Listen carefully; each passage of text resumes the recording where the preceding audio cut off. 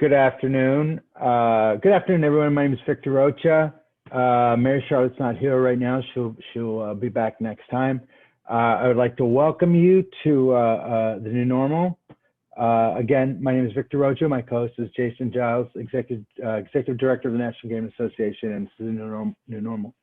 In today's conversation, we're talking with our special guests, Margaret or Margo Gray, President of Margo Gray and Associates, and Pam Shaw, who's the chairwoman of the United Women of Tribal Gaming. Welcome. Before we begin today's conversation, let me give you a little background on what's happening here. And recently we sent out a questionnaire to the people who have been joining our webcast and the NIGA associate members and stuff like that. And, we got a lot of responses back and there were really actually a lot of great messages there, a lot of great information, a lot of great support. And we really appreciated everyone answering that. But then, there was a couple surprises in there for me. And one of them was about mental health and coping and the importance of community and support. And, it really took me a little bit off because it's very obvious. Yes, that's what is important. And it's one of those things is, in doing our job, we created this webcast as a way to communicate to everyone involved in NIGA and a way to discuss these important issues, and especially as the pandemic was growing, we felt it was important to have this communication. And so, when we looked at the questionnaire, it was just very shocking. Mary Charlotte and I went through it. That shocking to ourselves. Like, yes, this is very important. And so, I reached out to my friend Margo Gray, and we had this conversation. And I asked her if she would come on, and she said, her and Pam would love to come on to talk about the community and the support and the work that the United Women of Tribal Gaming do, but also a little deeper about us as a community and us as an industry supporting each other and stuff like that. So that's a little background about what today's webcast is. And I think we're going to follow up with another one. And then after that, we're going to get back into job creation and what the industry is doing and stuff. We have some really great stuff planned. So I just wanted to preface this conversation on why we're doing what we're doing and the importance of what we're doing. So with that, Margo, welcome. Pam, welcome. How are you doing? Doing great. Great, thank you. So Jason, I'm sure that's the first time you've heard that, but that's kind of, it was really, I don't know if you read through the questionnaire, but it was really kind of illuminating. I guess that would be a really good word to see what people are thinking about and how they're reacting to what we're doing and the importance of what we're doing. So again, Margo, welcome. Could you tell us a little bit about the work of the United Women of Tribal Gaming and their mission? And you too, Pam, you can cut each other off. That would be really nice. Oh, that'd be great. Several years ago, through at a res conference, we had honored Call Gaming for how they were, it's always, sometimes we always like honoring the large casinos, but when you have a small casino, and at the time Pam was the CEO, and they were doing some phenomenal things, still are, but she was a rarity, and she was probably one of the only, at the time, only CEO in Indian country of a gaming facility, tribal gaming facility. So afterwards, we were invited there to, just to continue in honoring. And Chairman Stevens and I went over there. Afterwards, she asked you, hey, can we sit down and have a cup of coffee before you leave and visit? And we did. And so what we talked about is really, I'm going to throw it back to her because this was her vision, but she needed a hype girl, and I was more than glad to be that, because that's what we're supposed to do. I mean, she sees that the work that I do, and so working in gaming ever since 1998. This is my 22nd year beginning in business, and we were part of the the business side of growing gaming to a multi-billion-dollar industry. So with that, I'm going to throw it back to the one who had the idea. I was a co-founder and saying, yes, let's do this. Hey Pam, before we start, can we talk about how awesome and how important Margo Gray is, and why she's even on this phone call, why she's on this webcast? I think that's very important, because you know what, I think we take it for granted that everybody knows Margo. You know what I mean? Am I correct? You are correct. I think Margo, when she stated it properly, when she said she's the hype girl, she's the best hype girl I've ever known in my entire life. And I will say, someone that, you know, because we're both from the same tribe, we've known each other a long time, but someone that I respect highly and helped me along in my career. So she's amazing. And I do think everyone knows Margo, to be honest with you. I don't know very many folks that don't, but she's really good at what she does. I've heard people call her the hardest working woman in tribal gaming, which is pretty cool. So yeah, go ahead. I apologize. Go ahead. Well, no, I was just going to say she's been instrumental in my career, even just as someone who is a female supporting another female as we move along through our careers. So.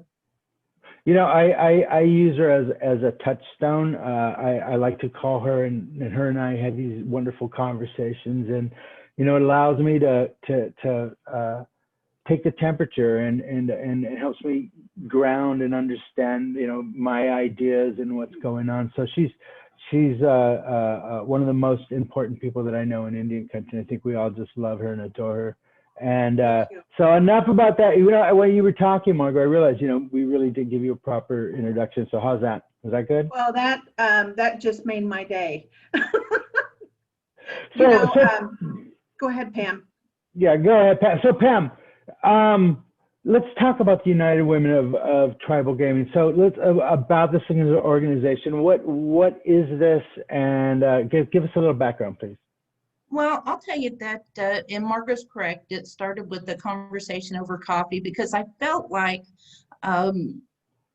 through my career path up to CEO, there, you know, I mean, at that point in time, it was kind of no offense, but it was kind of a boys' club. I was one of the first Native women, not one of the first women, female CEOs, but Native female CEOs in tribal gaming. And it truly was kind of a lonely, if that makes sense, kind of a lonely path.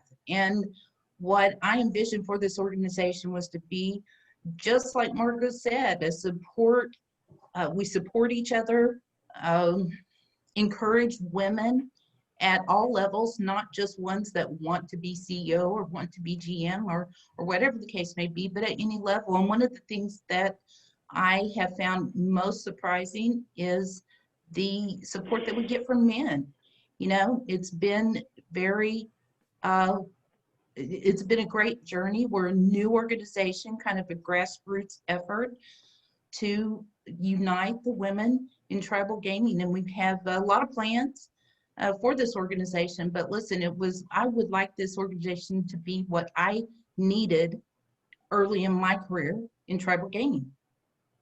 Right. Well, you know, as you were saying that, it reminds me, you know, us as Native people, if we go to our cultural events and stuff like it, men and women sing the same songs together and dance the same dances together. And I think that's very important, that we still have these connections to each other in this industry, even though I know this is a male-dominated industry. But also, you know, one of the important points about our industry is that, and Margo and I touched upon this in a conversation the other day, is that, you know, tribal gaming and gaming itself hires more women, more single women, more single parents, and provides these living wages. And it's something that we're very, very proud of. You know, so how many people are in your organization, Pam? Well, again, our organization is quite new, and we don't have, I guess, what you would say, a formal membership group. Anyone's welcome. You Right. don't have to be Native. You don't have to be even a female. Anyone who's interested in supporting folks. I think on our Facebook page, which is kind of our primary way at this time with communicating with the folks that are interested in our group. You know, we're over 1,000 folks that follow us, and you know, again, we have some big plans, but we don't necessarily have a membership card that you're required to pay for, that you're required to do anything for. You just have to be interested in sharing. Right.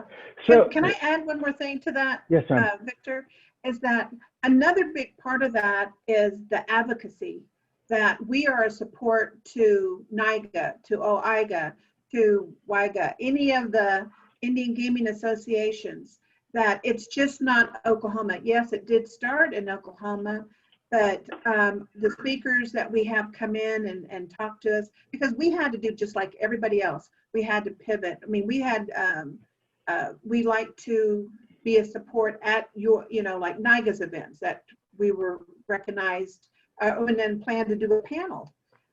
All that changed, and we'll get to that, but I don't want to forget the advocacy part, because it's really important that when, I'll just do, for instance, when Oklahoma was under attack under gaming, our organization, we got on the phones, we were calling our, you know, calling down to the Capitol, we were talking to the CEOs, what can we do, how can we help?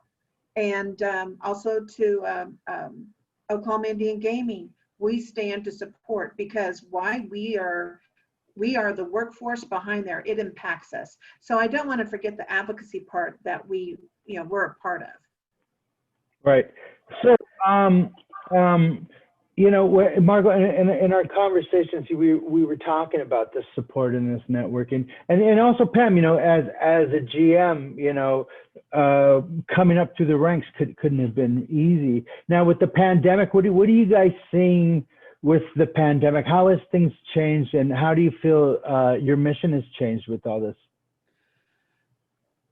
Well, I think that we quickly, just like everyone else, had to identify how we were going to be able to communicate with the folks that were interested in our group and our members, and how to grow during the time where, you know, everything has been affected. So I think that we just had to really, really quickly, just like everyone else, strategize a new way to move this group forward.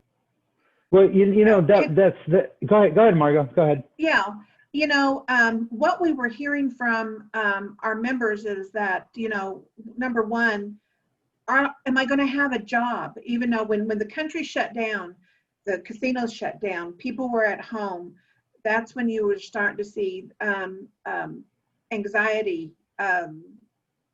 You know, what are my next steps? What's, you know, and I use this as an example talking to you, is that when, Victor, when I was in law enforcement, I spent 18 years in law enforcement as a police officer, criminal investigator.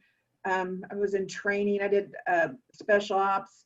And I knew when I walked out that door every night, I knew what my path was. I knew what was, you know, that there could, you know, will I come home alive? That's different.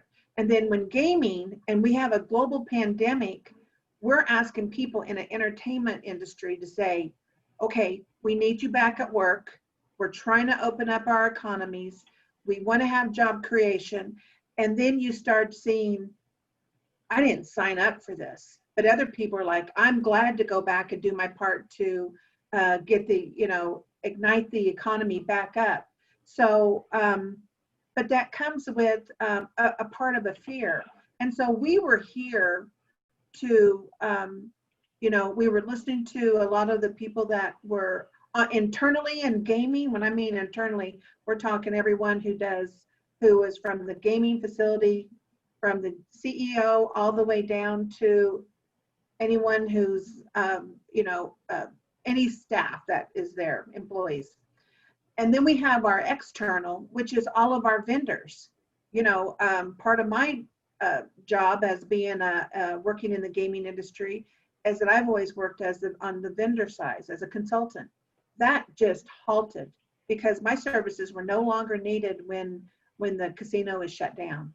So everybody was like, where are we at? And we were talking about the balance of the men and the women, and those of us who are traditional and follow our culture, we understand that balance. But then the whole nation is out of balance, and where do we find our footing? And that's where we decided to look at different ways of communicating. We invested in a Zoom. We started holding, women of inspiration. When we say women of inspiration, that's part of our mission. But part of our mission is to inspire those women, as well as doing advocacy, as well as, giving them leadership tools in order to move up. So it's important that we started looking at our mission and what do we need to do. And that's when we started doing the series of Women of Inspiration, because there's not one of us who have not been impacted as, by this industry, by this global pandemic. And, how am I going to pay my bills if I get laid off? If I'm, handling the entertainment part of the gaming, well, that's one of the first things they're doing, because why? You can't have everybody come together for an entertainment venue. But that's one of the, amenities of a casino or a spa. So we knew that there's some of that job loss, and how do we help some of those individuals that are looking at, what am I going to do now? And that was the reality. Well, Margo, you actually made a lot of really, really good points. And, right now, all the Navajo casinos are still closed. I got an email this morning from Derek Watchman, former CEO of Navajo Gaming Enterprises. And they're all closed for the very same reason, which is, they don't want to, they're on a large reservation that has had a lot of deaths. So their casinos serve their people, and it's this vicious circle. They can't open because they get more people sick, but if they can't open, they can't supply the services. And I think, we're all watching this and we're all horrified. And also, we're wishing them the best and hope they come through it. You know what I mean? And I think that's the whole thing with the vaccine. But a lot of those jobs are women. You know what I mean? A lot of the restaurant jobs, a lot of the entertainment jobs. You know what I mean? I know at a lot of casinos are closing their buffets. The restaurants are starting to change. The shifts are starting to change. And especially right now, right before the darkest before the dawn, everyone's really cinching their belts as tight as they can. So those type of things do cause more stress and more anxiety. And I think that makes your job even more important, because people do need to see leadership. They do need to be inspired. They do need to be reminded that there is, we're going to get through this together. And especially, there's a lot of reasons to be optimistic about the vaccinations, but we're not there yet. And I think that's it. Now, and the other thing is, the thing about tribal gaming is that, and what makes tribal gaming unique as opposed to commercial gaming, is because, we came from nothing and nowhere. You know what I mean? Our reservations were, the freeways were built around our reservations. They weren't, and if they went through them, they went through real quick and stuff. And then all of a sudden, when we got the casinos and we created this multi-billion, this $35 billion industry, we employed and we all grew together. So there's an investment in there that we all have, and this pride that we all have in these casinos. And yet, right now, as we're going through the pandemic, everything we know has been rocked. Everything that we know has been changed. And, I think that's why your organization is very important, because we do have a sense of ownership and a sense of pride that we all built this together. I always go and talk to the employees that work for our tribes, and they are happy to have a job. They are happy to be working, but they're also, like anyone else, just like in Las Vegas, just like in Atlantic City, just like every casino in the country, there's a little bit of anxiety on the floor. Hopefully these new vaccine programs and we can help alleviate some of that. But again, I apologize if I'm filibustering. I just feel very passionate about what we're doing. And you brought up some really good points. And I do want to remind people that's one of the big differences in tribal gaming versus commercial gaming. No offense to commercial gaming, but I do feel that people are more invested in when you're working in tribal gaming, because you see where the revenue goes. You see that tribal gaming is government as a tribal enterprise. So, so how do you guys? What's going on in Oklahoma? What are we seeing over there? How are you guys handling the situation in Oklahoma? Well, I think that the interesting thing in Oklahoma, unlike our friends in Navajo, our casinos have opened up, and it most definitely is a double-edged sword, I guess, because yes, our folks need to have that paycheck. Like you said, we employ women who are heads of household, and it's important that they're able to do that.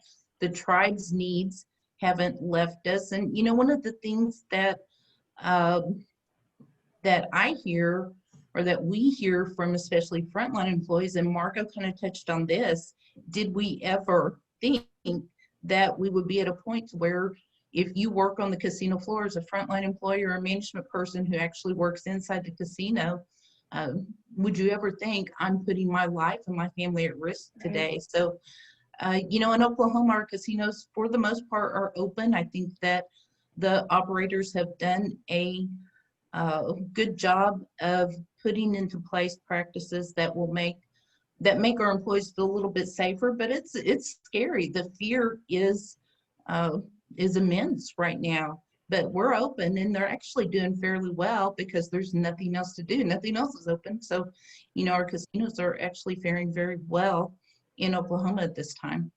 Yeah, just to bounce off what she was saying is that, as the vaccine is being rolled out and with this new administration coming in, they want to make sure that the people who are working are getting vaccinated too.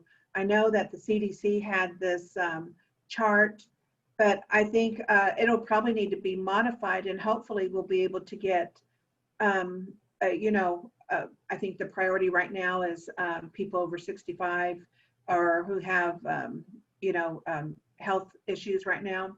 Frontline workers, obviously, all of our doctors and all them.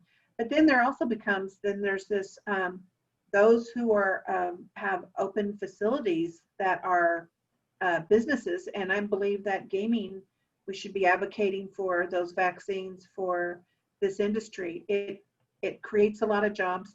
Collectively, the tribes in Oklahoma, and I don't know how it is in other states, we're the #1 employer. You want to get the #1 employer back to work, but you want to do it safely. So I think that's another thing that we should be advocating for, is that these vaccines will get to the frontline employees, because we have casinos, and this is all based upon the sovereignty of each tribe. If they decide to do non-smoking or mask mandate, or that they're, hey, it's coming along to where, yeah, they're providing PPE, but it's all about making sure that your employees, that it's a safe environment, but also let's be advocating for vaccines across the board. So I think what you're saying is very important and very profound. How do people get in touch with you? How would someone who's interested in the work that you're doing and they want to be involved, how would they get in touch with you? And well, it's real easy. We have a Facebook page, and I don't know if you've ever met Kelly Weaver. She is our secretary, and she's a real go-getter. So she keeps anything that you want to put on Facebook or message to us, it goes to all of us. And also we have Robin Coffey Hopkins. She's also our treasurer, and all of the women, I just cannot say enough that I think because we're always wanting to help. You want something done, you ask a busy woman. And believe me, those are two busy women that they're always putting our information, and whatever you message to us, then we will, you can find us on Facebook under United Women of Tribal Gaming. And we welcome all women, well, anybody from the gaming industry. If you're we've got several men who come on to our Women of Inspiration and bring their whole team of women in their offices to say, hey, here's a place you can go. And so we asked him, I go, why, hey, we appreciate you being here. He goes, I'm also a father of 2 daughters, and I want them to feel that empowerment and feel that the sisterhood. And so I thought that was great. And that's another thing. We as women, I think we're even more social beings than our male counterparts. It's important that we get together and we do our Zoom meetings and we visit and laugh. We miss that. I mean, I'm just glad to see you and Jason. I haven't seen you guys in months. We're still alive. Yeah. And so I just think it's important that we are able to connect through our Women of Inspiration series. We've had Fawn Sharp, Callista Eagle. Who am I forgetting? But you're on mute. Yeah. Well, Yeah. Well, I mean, it's a very important resource. You know what I mean? I think, and especially in any country, the fact that that people should be getting, and actually, the point that I really want to make is that since we've gone an entire year without doing face-to-face meetings, which has always been an important part of what we do, is these meetings in the hallways over coffee, over dinner. We have this like I said, this family aspect of it is also this very social aspect of it. We're all very invested in tribal gaming, and yet, we haven't been able to do this. And that, because of it, that's why we started doing these webcasts. Do you find the whole digital medium makes it easier to communicate, or do you still miss that face-to-face? Oh, I would say, of course, we miss the face-to-face. But you know what? We got to realize face-to-face we don't know who's asymptomatic. We don't know who you've seen. So you have to just be safe. Has COVID reached my household? Yeah, it has. And it was scary. And I wouldn't wish that on anybody. So I take it very serious but I look forward to that time that I know that we've been through worse. We can get through this, and we're going to see each other again.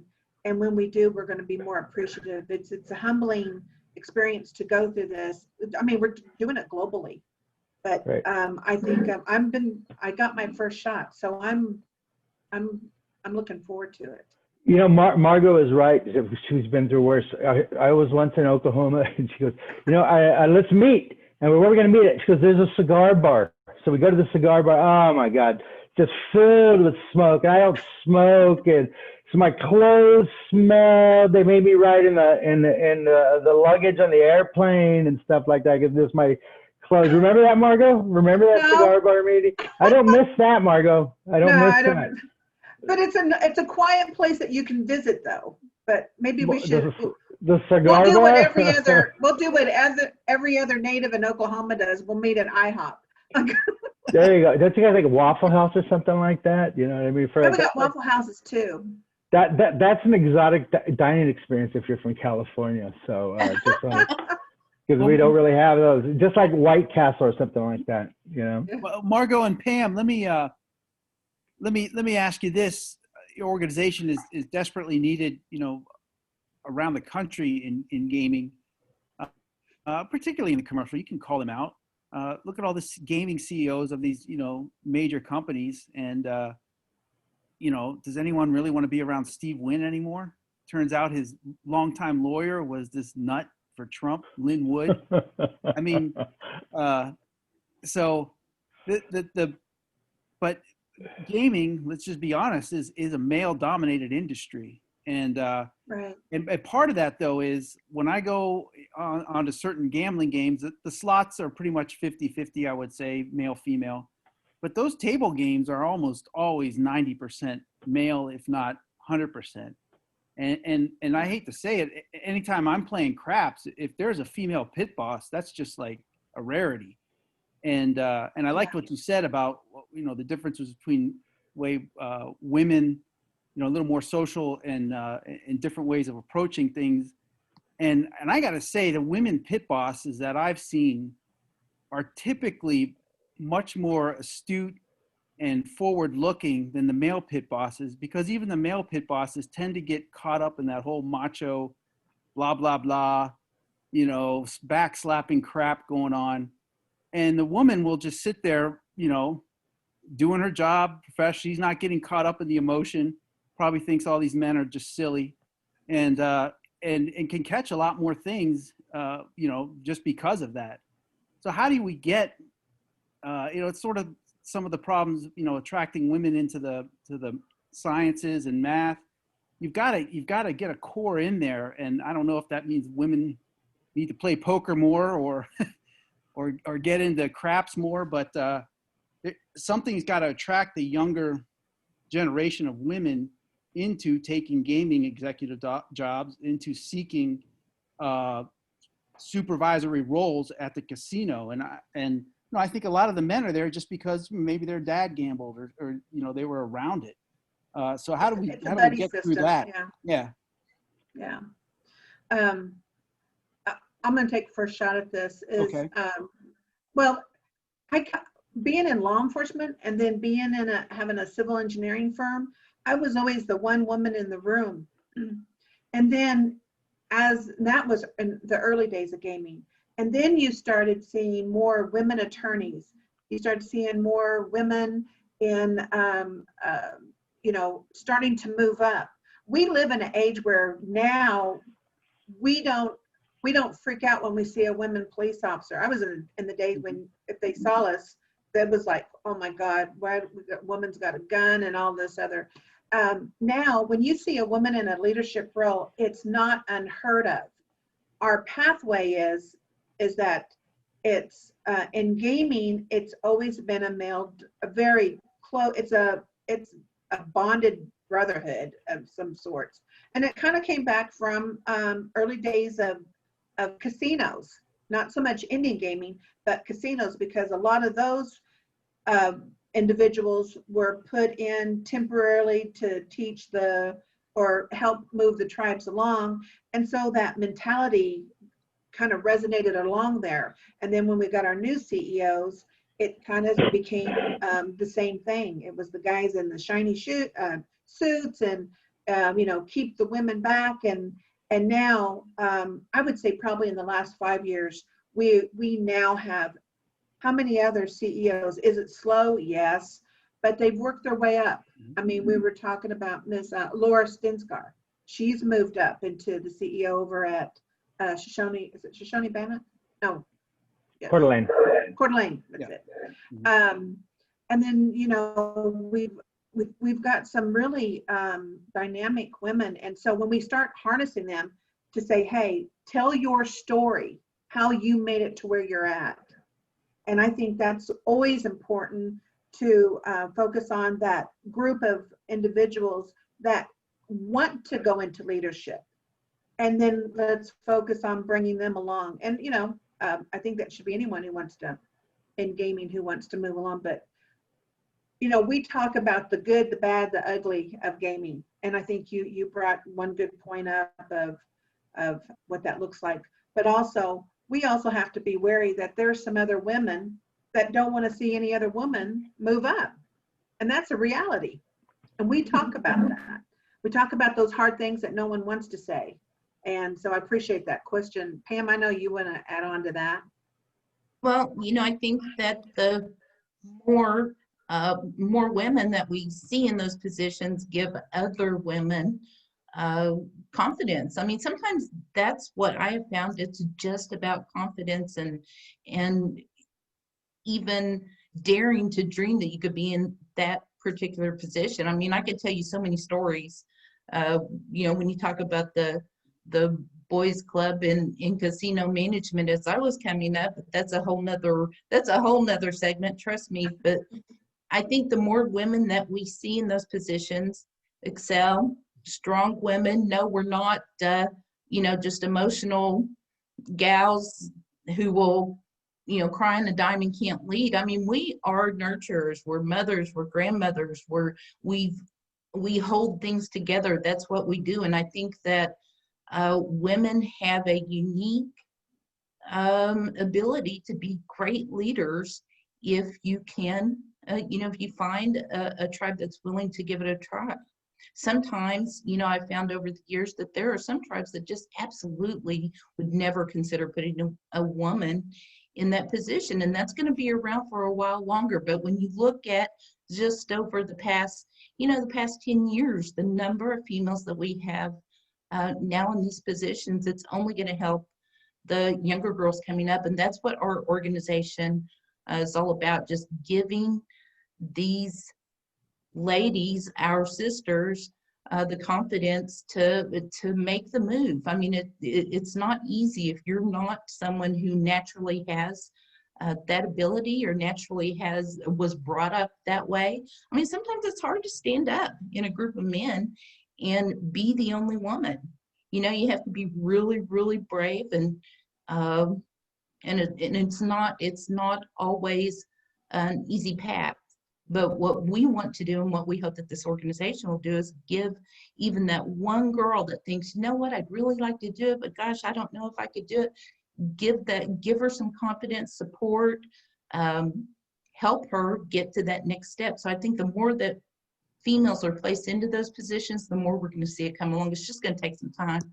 But I think that some of the greatest leaders that I have worked for have been women, not to say that there aren't men as well. One of the things that had kind of amused me in the very beginning when we first started this organization, I had a fellow CEO that in Oklahoma Tribal Gaming that told me, he said, why do you guys have to have your own group? I mean, if you're really able to compete with men for a CEO position, then why do you need your own club? Men don't have their own club. I'm like, you're wrong, because men do have their own club. So I think the more women that are willing and are able to be placed in those positions, the farther along we'll go as far as getting more women to try it. To your guys' point, I'm looking at Victor's Lakers hat, and if you just watch NFL games and NBA games now, there's a lot of women referees out there. Yep. And so maybe you don't have to be playing craps to become a gaming CEO or even a gaming foreman or forewoman. You just need that makeup, like you're saying, Pam, just that you can bring problem-solving approaches to every job and every situation. And we're starting to see, Margo, you're right, there were very few women police. I remember when I was in the Marine Corps, it was the same thing. It was a shock to see a woman in uniform next to me in the Marines. And I was like, what did I think? Did I think they just disappeared once they got out into the regular forces? But it's great to see all that. And I think gaming's got a ways to go to even catch up to something as male dominated as the NBA and NFL. Right. Well, and Jay, go ahead, Margo. Go ahead. What's really important is that it's reflected in leadership. It's reflected when you have Ernie Stevens Jr., Chairman. Why do you think that we had, because I'm trying to say this in I got it. Okay. When we took this idea to him and we said, hey, we're going to be doing this, we'd just like to get your support. You never know how he's going to react. And he was just like overwhelmed. He says, this is what's been needed. I understand this. Why? Because I was raised by a strong mother. I've married a strong woman. My daughters, I teach this through, throughout his family. So when you have someone who's an advocate like that, how can we not succeed? It takes that balance again. And even both of you here, I've been big supporters of you. Not only am I like a hype girl for women, but also for, we started 40 under 40. We look at now the ratio of our 40 under 40 is predominantly women women are on the rise, Indigenous women. And so it's just kind of, it's still following over into this industry, but we've got to pick a point. And so we started in February 2019, and our first big launch was attended by a little over 200 people at OIGA. It was just so we thought we are on the right track, and we were glad that we had the support of Chairman Stevens and also the chair of the Oklahoma Indian Gaming Association. And then when we started going out nationally to, the other events and working with other women organizations, we knew we were on the right track, but we were, it's for any woman in tribal gaming to advocate for this industry, because this industry wasn't even around 40 years ago, wasn't even a thought of. And here we are. So yeah, I have to agree with you, Jason, that we're seeing it on, refs and football. We had a woman who, I forgot what team it was. She came in and was a kicker for a couple of games. Oh, All right. Yeah. Hey, those are huge gains. I mean, we've got women who are managing baseball teams. It's not like we can't do it. It just takes leadership to say, she's the best one for the job, male or female. And that's what we want to get away from, is that, we want to move women up. It's the best person for that job. And so, I'd like to recommend, there's a company out there called Barstool Sports, and they have their CEO is a woman, and she's very rare. It's one of the few women CEOs that you see out there, and her name is Erica Nardini. And if you guys should reach out to her, maybe talk to her, and kind of brings back in to sports betting, is that, as sports betting is taking off, I think this is creating a lot of opportunities for women, for anyone of the entrepreneurial mind is going to be looking at this as a next growth industry. And I think that's very important. I think Kelly's working for some people like that also. Yeah. But I think, that's something that you guys should, as an organization, to be looking at, maybe bringing in people like Erica Nardini or Christy Jackson, who with Tribal Financial Advisors, who's also working with Roar and stuff like that too. So I think sports betting as a growth industry, I think there's a lot of opportunity there. And, we've talked about different ones and stuff like that in the conference, in the webcast, excuse me. Mm-hmm. But I think that's really important, I think, as your organization. So are you guys planning on, where are you guys planning on your next physical? I mean, right now, we've kind of like the light at the end of the tunnel. We talked about vaccinations. I think that's very important, getting that information out there. Do you guys think you guys maybe will be meeting at OIGO when that happens and stuff like that? That will be the first official meeting face to face?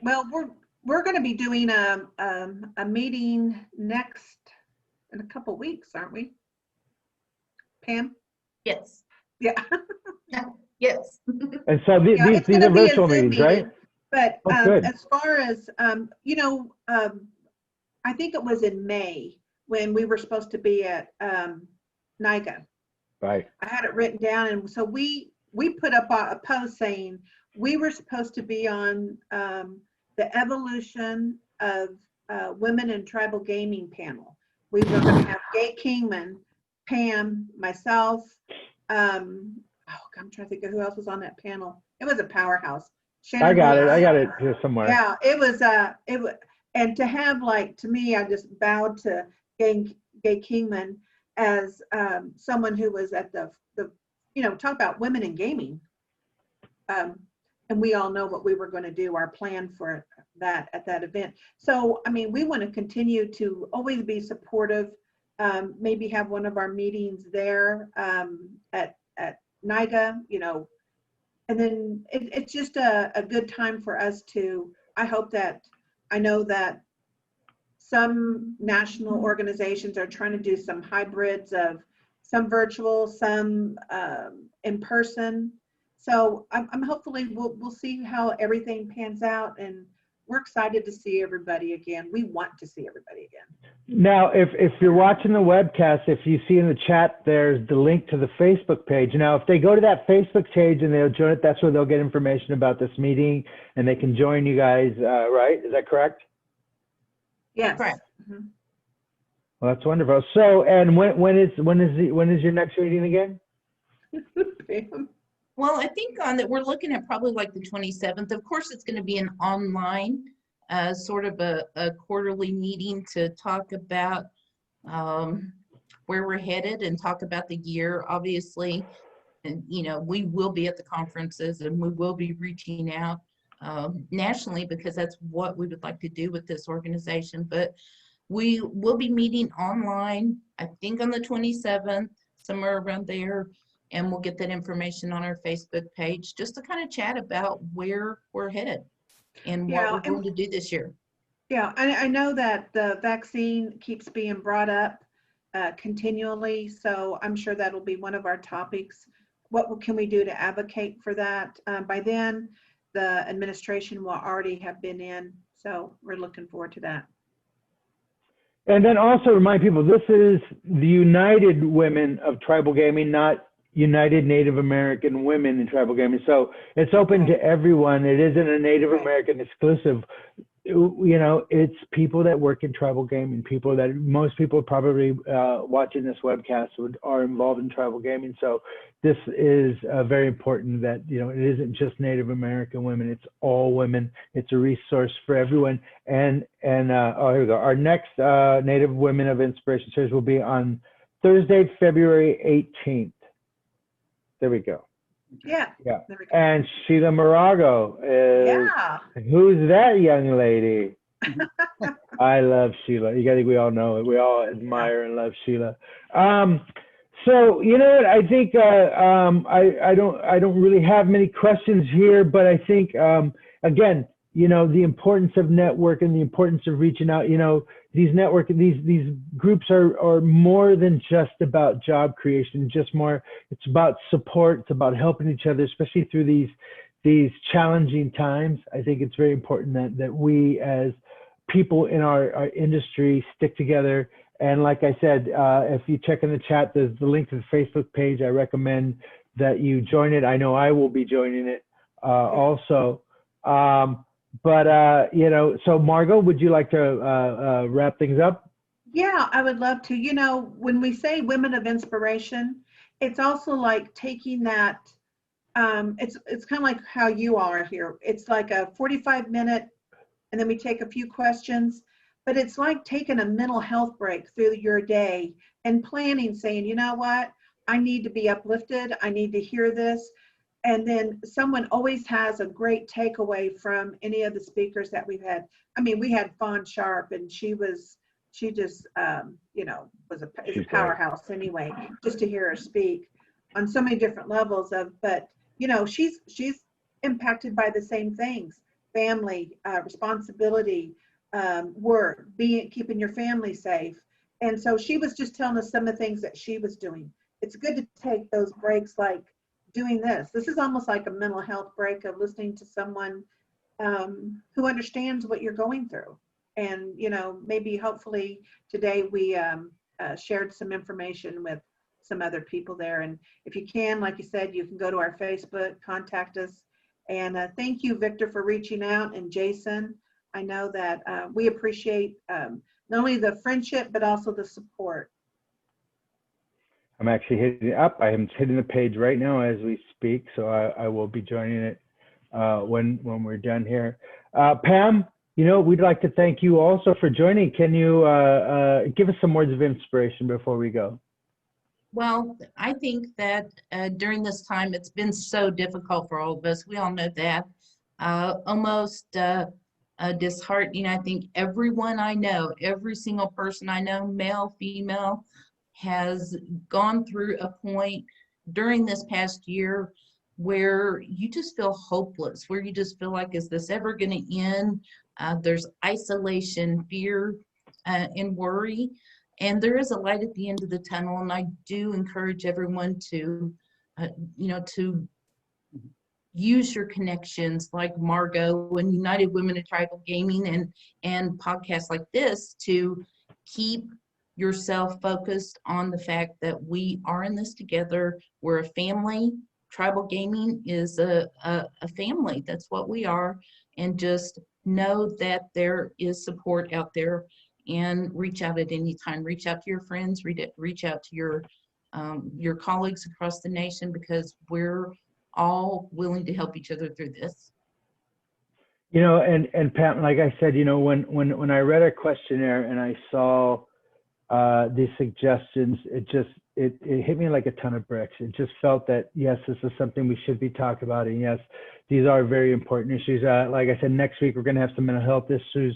We're going to have talking to some HR people and getting down to that level and for the resources for the employees and stuff like that. I think we've come a long way. We're out of this.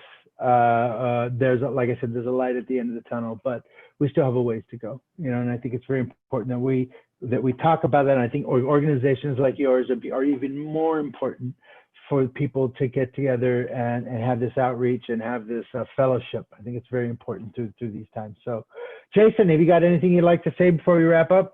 No, great panel, and we need to, NIGA needs to step up and incorporate even more of this into our shows.